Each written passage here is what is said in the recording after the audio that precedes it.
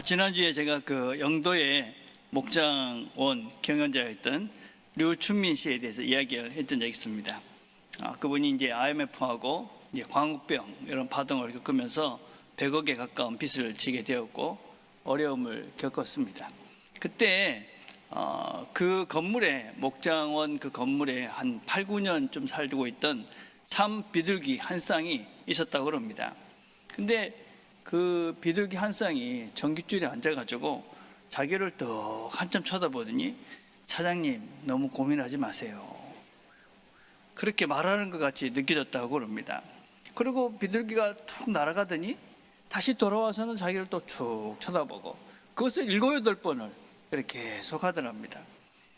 그래서 그 모습을 보면서 이 류춘민 씨라는 분이 야, 밥도 집도 아무것도 없는 저는 허공을 나르는 그렇게 사는 저 비둘기도 있는데 참 세상에 뭐 이렇게 많은 것이 필요하겠나, 이런 깨달음을 얻고 그때 그 목장원을 내려놓고 16평짜리 국수집으로 가기 시작했다, 그런 얘기를 했습니다. 이분이 이런 말을 했습니다. 지금의 최선이 최상이다. 여러분, 이 말은 참 철학적 의미를 담는 참 좋은 말이죠. 지금 여기서 최선을 다하는 삶, 그러니까 우리가 인생을 살면서 뭐가 행복하고 뭐가 복된 삶인가, 우리는 뭔가를 성취하고 뭔가를 잘 부를 이루고 이랬을 때 그것이 성공이고 내가 인생을 잘 살았다라고 생각하는 것이라고 우리가 오해를 하는데, 모든 이런 책들과 이런 연구의 결과를 보면은 항상 그 순간 최선을 다하는 그 순간, 그게 인생에서 제일 복된 시간이다, 행복한 순간이다, 그렇게 이야기를 합니다. 우리는 종종 어떤 생각들을 하냐면 나에게 어떤 때가 오면 내가 그때 무엇을 하겠다, 그런 생각을 합니다. 그리고 지금을 미루고 허비하고 낭비합니다. 그런 사람은 막상 그 때가 와도 그걸 모르는 거죠. 그렇죠? 여러분, 하나님의 시간도 마찬가지입니다. 우리가 하나님께서 우리에게 인생을 살면서 은혜를 주시고 또 때를 주시고 기회를 주십니다. 그런데 그 하나님께서 주시는 그 은혜에, 그 하나님이 주시는 기회의 시간, 그것이 어느 날 갑자기 내가 빈둥거리면서 아무런 준비도 하지 않고 그렇게 사는데 그 은혜가 임하느냐? 그렇지 않다. 우리가 지금 여기서 최선을 다하는 것입니다. 지금 여기서 하나님 말씀을 듣기 위해서 최선을 다해서 하나님의 말씀에 집중하는 것입니다. 그렇게 우리가 최선을 다하는 하루하루가 모였을 때 진짜 하나님께서 큰 은혜를 내려주실 때 하나님이 나에게 이렇게 은혜를 주시고 기회를 주시는구나 하고 그때 깨닫게 되는 것이죠. 오늘 우리가 이제 살펴보게 될 이 요한복음 17장은 대제사장의 기도다, 그런 제목이 붙어져 있는 책입니다. 크게 3개로 나눠져 있는데, 먼저 예수님께서는 자신을 위해서 기도하십니다. 그리고 자신의 제자들을 위해서 기도하시고 모든 사람들을 위해서 기도하는 것이 이 17장의 전체적인 내용입니다.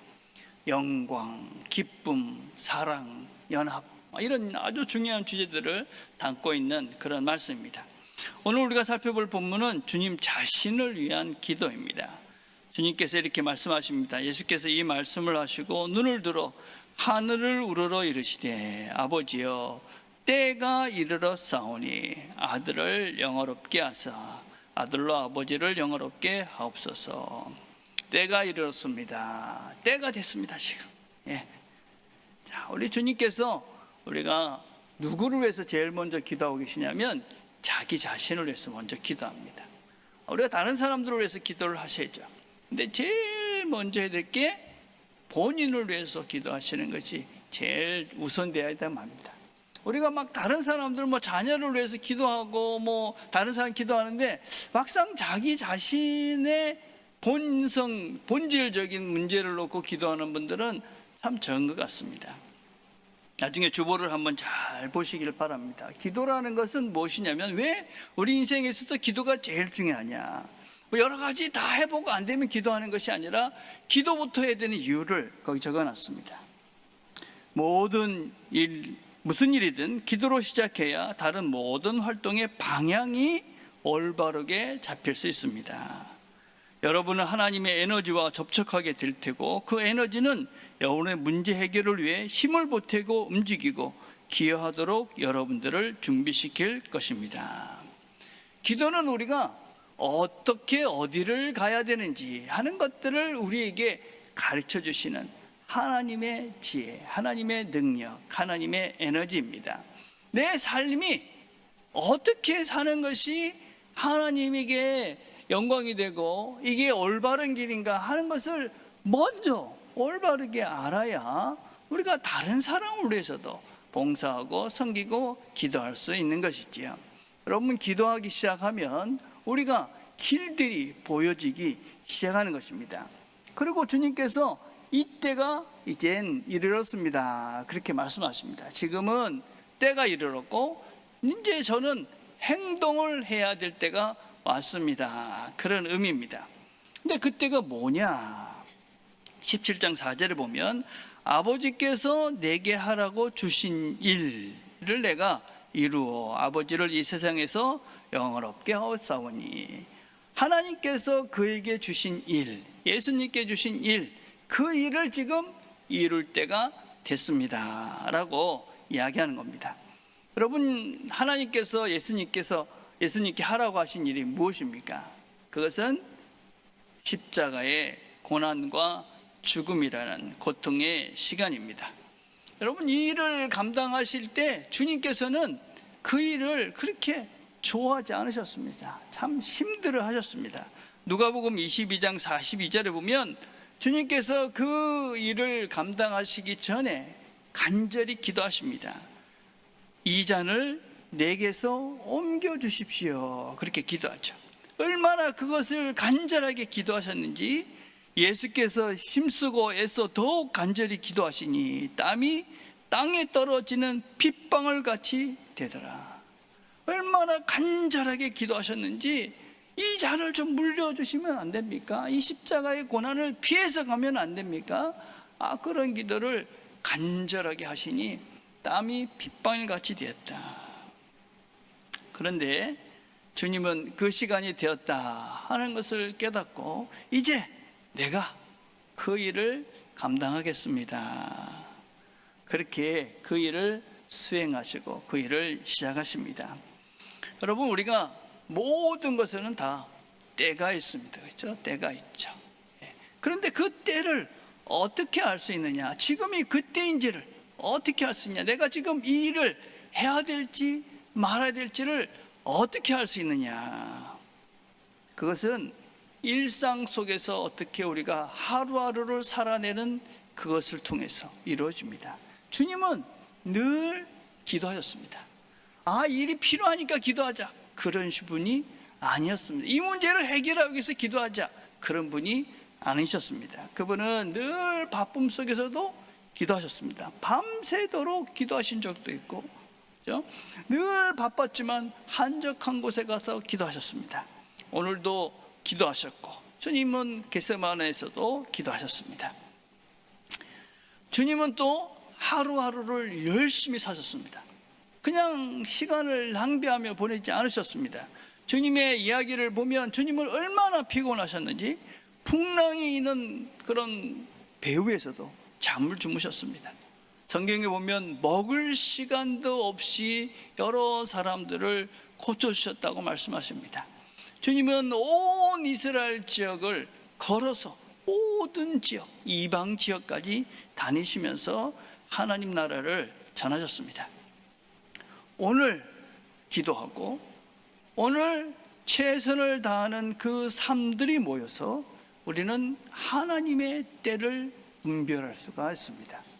오늘을 그냥, 지금을 그냥 실렁실렁 게으르고 나태하면서 아무것도 하지 않고 보내는 그 사람은 하나님의 때가 와도 그것을 알아챌 수가 없습니다. 그런데 하나님이 예수님께서 주신 일, 이 일은 무엇을 위한 것입니까? 2절에 보니까 아버지께서 아들에게 주신 모든 사람에게 영생을 주게 하시려고. 예수님께서 지금 하시는 그 십자가와 고난의 그 일은 모든 사람들에게 영생을 주게 하려 합니다. 영생을 주기 위해서 그분이 십자가를 지신 이유입니다. 그렇게 고난을 당하신 이유입니다. 근데 그 영생이라는 것은 무엇이냐? 영생은 곧 유일하신 참 하나님과 그가 보내신 자 예수 그리스도를 아는 것이니라. 영생이라는 것은 단순히 죽어서 가는 그 천국만을 의미하는 것이 아니다. 그를 보내신 예수 그리스도를 아는 것이다.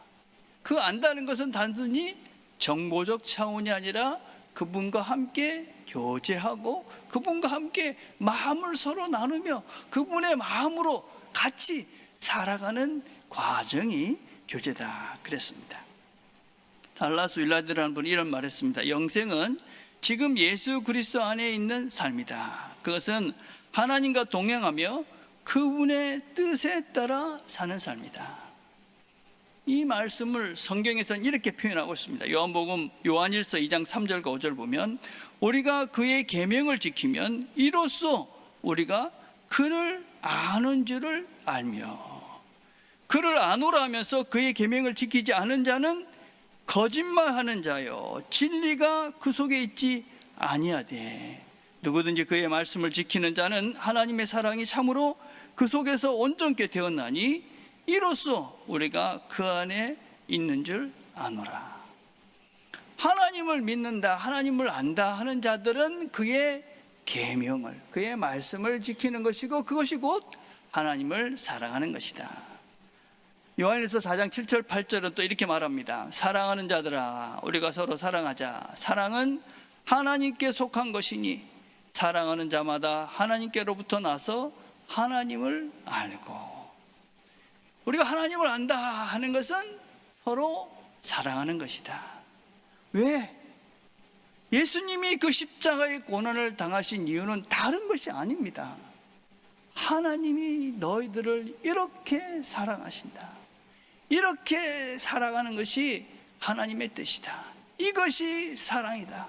그것을 보여준 것이 예수님께서 십자가에서 돌아가신 이유입니다. 그래서 우리가 서로 사랑하는 것, 그것이 예수님의 사랑을 아는 것이고 그것이 바로 예수님을 아는 것이고 예수님을 믿는 것이다 라고 할 수 있습니다. 우리의 잘못된 오해 중에 하나는 무엇이냐면 하나님과 교제한다 그런 것을 뭔가 신비한 것으로 갑자기 음성이 들리고 뭔가 환상이 보이고 뭔가 이렇게 이해하는 경향들이 참 많습니다. 물론 하나님은 특별하시고 모든 걸 하실 수 있는 분이니까 그런 경우도 없다고는 할 수 없습니다. 근데 우리가 일상에서 일반적으로 우리 모두가 늘 하나님과 함께하는 삶은 아주 단순하고 명확합니다. 여러분 그건 사랑하는 사람과 같이 사는 것하고 똑같은 것입니다. 여러분 사랑하는 사람이 있으면 어떡합니까? 그러면 그 사람의 마음을 헤아리고 그리고 그 사람이 원하는 것이 무엇인지를 알고 싶고 그 뜻대로 하려 하고 서로 영향을 주고받으면서 그 사람의 마음에 흡족하도록 내 자신을 바꿔가는 것입니다. 그게 사랑하는 것이죠. 사랑한다 이러면서 지 마음대로 한다, 사랑하지 않는 것이죠. 사랑한다 하면서 상대방의 어떤 그런 상태라는 걸 전혀 배려하지 않는다, 그건 사랑하는 것이 아닙니다. 하나님을 믿는다 하면서 예수님을 믿는다 하면서 그의 계명에 대해서 전혀 관심이 없고 그가 사랑하라는 그 말씀에 대해서도 관심이 없고 그리고 그가 했었던 그 사랑에 대해서도 모르면서 내가 예수님을 믿는다, 예수님을 사랑한다, 그거는 착각인 것이죠. 그리고 어느 날 갑자기 예수님께서 나타나셔가지고 너 나랑 이렇게 교제하자 이렇게 할 거라고 착각하시면 안 됩니다. 여러분 전혀 예수님의 마음에 대해서, 예수님의 말씀에 대해서, 예수님의 계명에 대해서 관심과 생각이 없는 그런 사람들은 막상 예수님이 우리 앞에 나타나서 말씀하셔도 이해할 수 없고 볼 수 없습니다. 사랑하며 사는 것입니다. 사랑하며 사는 것. 예수님이 우리를 사랑했던 그 사랑을 기억하고 나도 그 사랑의 마음으로 다른 사람들을 사랑하며 사는 것입니다. 그게 영생을 누리는 것이다. 이 땅에서 제일 먼저 해야 될 게 말을 바꾸는 겁니다. 말은 제가 종종 얘기하지만 말은, 언어는 존재의 집이다. 내가 어떤 말을 하느냐, 그건 나다 하는 것입니다. 늘 비난하고 비판하고 정죄하고 뒤에서 흉보고, 여러분 이런 사람들은 정말 자기 자신을 돌아봐야 됩니다. 우리가 다 미숙하니까 그럴 때 있죠, 그죠? 그렇지만 그러고 나면 어떻습니까? 불편하잖아요, 그죠? 누구 안 좋은 말을 하고 나면 좀 뭔가 미안하고 뭐 불편하고, 이게 정상이죠. 이게 그래도 예수를 믿으려는 사람들의 마음이죠. 근데 그런 게 전혀 없이 계속 그렇게 내 말을 늘 비난하고 정죄하면서 그런 삶을 계속 살아오고 있다. 내 안에 성령님이 계신지 심각하게 돌아보셔야 합니다. 우리는 그럴 수가 없습니다. 우리 그리스도인들은 나쁜 말, 부정적인 말, 그죠? 누구를 정죄하고 비난하고 그렇게 나쁜 말을 하면서 살 수 없습니다. 실수할 수는 있어도. 왜냐하면 예수님의 마음이 그런 마음이 아니기 때문에 그렇죠. 예수님께서는 우리에게 늘 사랑하라고 얘기하죠. 그죠? 평화의 언어를 쓰라고 얘기하죠. 샬롬이라고 얘기하라고 하지 않습니까? 감사라고 얘기하죠.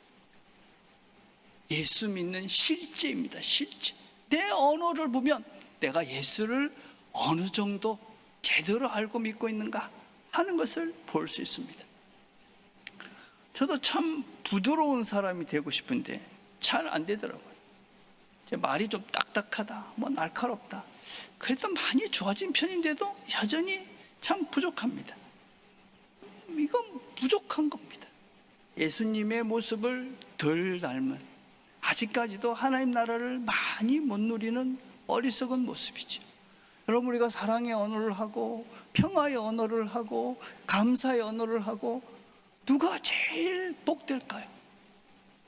정죄의 언어를 하고 남 비판하고 욕하고 누가 제일 비참한 인생을 사는 것일까요? 나입니다. 나. 저도 부산 사람이지만 이 부산 사람들은 진짜 이 말하는 법을 좀 고쳐가긴 해야 됩니다. 그렇죠? 너무 젊은 사람들은 많이 바뀌었어요. 그렇죠? 부산 사람들 얼마나 말을 못하는지 코미디 프로의 한 코너가 있더라고요. 제가 인스타그램에 보니까 릴스가 올라왔어요. 이 부산 사람들의 언어 생활을 이렇게 좀 뭔가 비꼬는 듯한 이런 릴스였어요. 이런 게 있었습니다. 아내가 전전하고 똑같은 옷을 사입고 들어온 겁니다.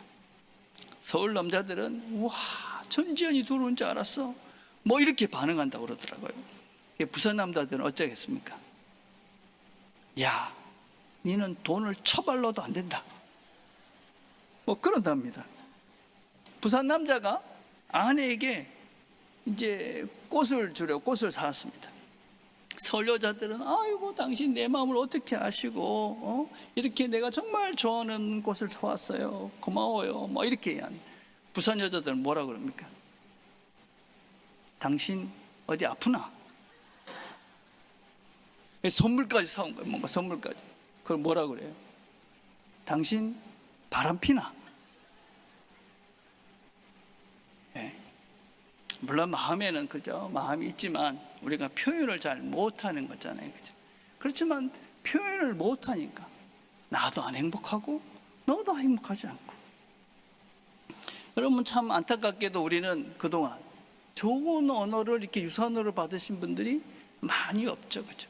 우리 어르신들의 어떤 그런 그 태도들은 뭐 그렇게 뭐 아내에게 뭐 사랑한다, 감사하다, 고맙다 이런 말을 하면 뭐라고 그랬어요?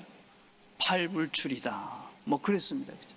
그래서 그런 말들을 뭐 칭찬하면 아이들이 좀 버릇이 나빠진다, 뭐 이러면서 우리가 그죠? 이런 좋은 언어를 쓰는 것을 이상하게 좀 터부시했죠, 그죠? 안 행복하죠, 우리가. 김창욱이라는 강사가 이런 말을 했어요.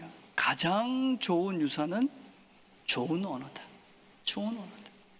여러분들이 신앙도 물려줘야 되겠지만 가정에서 가장 귀하게, 그죠? 자녀들에게 물려줘야 될, 다 물려줄 수 있는, 여러분 모두가 다 물려줄 수 있는 가장 좋은 유산은 무엇이냐? 좋은 언어다. 좋은 언어. 예. 집에서 서로 칭찬하고 격려하고 좋은 말하고, 그래서 긍정의 언어, 사랑의 언어, 감사의 언어, 이런 말을 물려받으면 내가 그런 말을 하잖아요, 그죠? 그럼 나도 기쁘고 상대방도 기쁘고. 늘 비난하고 정죄하고 그런 얘기를 하면 나도 안 행복하지만 상대방도 안 행복하고, 그 관계가 다 깨지는 거 아닙니까, 그죠? 좋은 언어를 물려주시면 그 아이는 모두에게 사랑을 받고 행복한 삶을 삽니다. 사랑의 언어를 물려주십시오. 사랑의 언어. 토요일에 이제 미국에 사는 제자가 연락이 왔어요. 잘 지내시냐고, 더운데 어떻게 지내시냐고. 이 친구는 책을 정말 많이 읽는 친구예요. 저한테 이렇게 이 책 한번 읽어보세요, 이렇게 소개하는 책, 그런 친구예요. 성경도 아주 많이 연구하는 친구입니다. 그 의대 교수예요.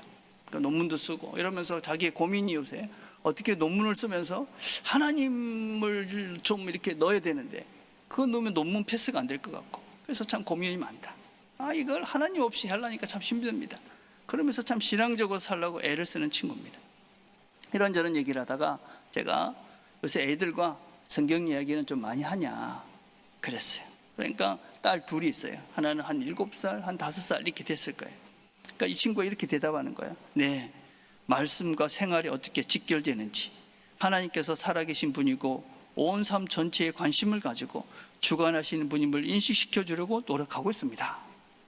너무 거창하더라고요. 뭐 아이들 지금 5살, 7살짜리한테 지금 뭐하노 그랬더니, 근데 결론이 이렇게 맞는 거예요. 그런데 제가 아내를 사랑하는 만큼 말씀이 가르쳐주는 하나님의 사랑을 아이들이 볼 수 있겠구나 하는 생각이 요즘 들고 있습니다. 내가 아내를 사랑하는 그 사랑하는 모습을 통해서 이 아이들이 사랑이 뭔지를, 하나님의 사랑을 알 수 있겠다 하는 생각이 듭니다. 여러분, 그리스도께서 교회를 사랑하는 것이, 그죠? 남편이 아내를 사랑하는 것과 같다고 말씀하셨습니다. 교회와 그리스도의 그 사랑의 모습이 남편과 아내의 사랑으로 표현하고 있는 것입니다. 우리 남편과 아내가 서로 사랑하는 그 모습 속에 그리스도께서 교회를, 우리를 사랑하는 그 모습이 거기서 보여줄 수 있다 하고 말씀하고 있는 것입니다. 여러분, 그래서 우리 부부간에, 그죠? 특별히 부부간에 서로 존중하고 서로 감사하고 서로 칭찬하고 서로 진정으로 사랑하는 그 모습 속에서 자녀들은 하나님의 사랑은 저런 것이구나 라는 것을 볼 수 있다. 우리가 우리 안에 계신 주님의 마음으로 우리 마음을 바꿔가는 것입니다. 그리고 우리의 말을 바꿔가는 것입니다. 우리의 행동을 바꿔가는 것입니다. 무엇으로? 사랑으로. 그렇게 사랑으로 우리의 말과 행동들을 바꿔가는 그곳에 하나님의 나라가 임하는 것이고, 그것이 바로 영생을 누리는 하나님을 아는 삶이다. 언제 우리가 이런 삶을 살아야 됩니까? 5절에 이렇게 말합니다. 아버지여, 창세전에 내가 아버지와 함께 가셨던 영화로서 지금도 아버지와 함께 나를 영화롭게 하옵소서. 예수님은 하나님과 영원전부터 함께 계셨던 분입니다. 근데 그 과거에만 그런 게 아니고 지금 여기서도, 이 지금 고난을 앞둔 이 시간, 죽음을 앞둔 이 시간도 나와 함께, 주님이 지금 함께 하면서 영화롭게 해 주십시오. 그렇게 말합니다. 여러분, 우리가 하나님을 누린다는 것은, 또 하나님을 알아간다는 것은 과거의 한순간이 되어지는 것이 아닙니다. 과거의 한순간 중요하죠. 과거가 모여서 지금이 되는 것이기 때문에 그렇습니다. 그러나 정말 중요한 것은 지금입니다. 지금 내가 어떻게 행동하느냐, 그것이 우리의 미래이고 우리의 오늘이고 내일이고 영원인 것입니다. 여러분, 돌아온 탕자 이야기를 보면 탕자가 다 아시죠, 그죠? 외지에 가서 고생을 죽도록 합니다. 그러고 난 다음에 돼지우리에 가서 돼지들과 먹는 것들을 먹으면서 뭐라 그럽니까? 이에 스스로 돌이켜 이르되 내 아버지에게는 양식이 풍족한 품꾼이 얼마나 많은가? 나는 여기서 줄여 죽는구나. 그리고 어떻게 했습니까? 내가 일어나 아버지께 가서 이에 일어나서 아버지께로 돌아가니라. 깨달으면 어떻게 했습니까? 행동해야 되는 거죠. 아이고, 우리 아버지 집에 먹을 게 많은데 어떡할까? 이라고 그냥 그 돼지우리에서 살면 그 돼지하고 죽는 겁니다. 같이 살다가. 우리 인생도 똑같은 것입니다. 하나님께서 이렇게 살라고 말씀하셨는데 그냥 옛날 돼지우리에 같이 살던 것 같이 똑같이 그냥 비난하고 정죄하고 판단하는 그런 말들만 하고 살면 돼지같이 죽다가 그냥 인생이 끝나는 것입니다. 샬롬 블룬테가 쓴 제인 에어에는 이런 말이 있습니다. 우리에게 주어진 시간이 짧은 것이 아니라 우리가 그 시간을 너무 많이 낭비하는 것이다. 인생은 충분히 길며 가장 위대한 성취를 이루기에 넉넉한 시간이 주어져 있다. 그러나 우리가 그 시간을 무심한 사치와 무익한 일에 써버릴 때 결국 죽음이라는 최후의 제약 앞에서야 비로소 시간이 지나갔음을 깨닫는다. 지금 나에게 주어진 이 기회를 그냥 허비하고 낭비하고 그 돼지우리 같은 데서 그냥 그 삶을 살다가 죽음이 앞에 왔을 때, 어떻게 할 수 없는 그 시간이 닥쳤을 때, 그때 후회한다. 어리석은 인생이다. 하나님께서 우리에게 지금 기회를 주시고 지금 우리가 할 수 있는 시간을 주신 것입니다. 여러분들이 찾고 있는 그 문제의 답 역시 지금 여기서 찾아서 볼 수 있습니다. 지금부터 시작을 하면 되는 것입니다. 우리가 잘 아는 아브라함 이야기가 있습니다. 아브라함이 하갈과 사이에서 이스마엘을 낳습니다. 근데 이삭이 태어나자마자 문제가 생기죠. 그래 어떻게 됩니까? 하갈과 이스마엘은 쫓겨나게 됩니다. 광야로 쫓겨나죠. 물 한 통에를 지어주고 광야로 쫓겨나서 거진 죽게 됩니다. 물이 다 떨어져 버렸습니다. 그래서 그 광야에서 이 하갈이 할 수 있는 것은 그냥 하나님께 울부짖는 것밖에 없었습니다.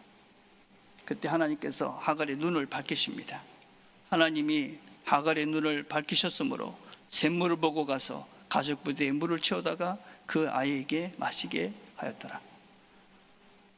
하갈의 눈을 밝히셨다. 하나님께서 갑자기 거기서 샘물을 파가지고 하갈에게 주셨을까요? 아닙니다, 여러분.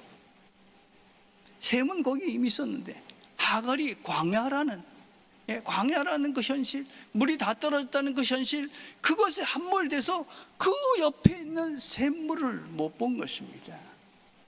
우리 인생에도 똑같은 것입니다. 하나님께서 우리를 풍성하고 풍족하고 행복하게 살 수 있는 길들을, 그 영생을 누릴 수 있는 길들을 우리 옆에 놓아두셨는데 우리는 눈이 가려서 말씀을 제대로 듣지 않고 순종하지 않기 때문에 그 눈이 멀어서 그걸 보지 않고 순종하지 못하기에 그냥 목말라서 죽는 인생이 되고 맙니다. 하나님은 결코 우리 인생을 힘들게도 광야 같은 곳에서 죽게 하지 않습니다. 예수님께서 십자가에서 왜 죽으셨습니까? 너희들을 내가 이렇게 사랑한다. 내가 죽기까지 너희들을 사랑한다. 우리에게 그 사랑을 하라고 이 시간을 주신 것입니다. 충분히 그 하나님의 사랑을 사랑하면서 우리가 누릴 수 있는, 여러분 누구를 사랑한다는 것은 나에게 가장 큰 복이라는 것을 꼭 기억하시길 바랍니다. 내가 좋은 말을 하고 내가 그저 누구를 칭찬하고 격려하고 감사하는 그 모든 사랑의 언어의 가장 큰 수혜자는 나입니다. 나. 그렇게 살라고 오늘 우리에게 시간을 주셨습니다. 하나님이 주신 이 시간들을 사랑하면서 하나님이 주시는 영생을, 진정한 복된 삶들을 살아가시는 저와 여러분 되시기를 주님의 이름으로 축복을 드립니다. 기도하겠습니다.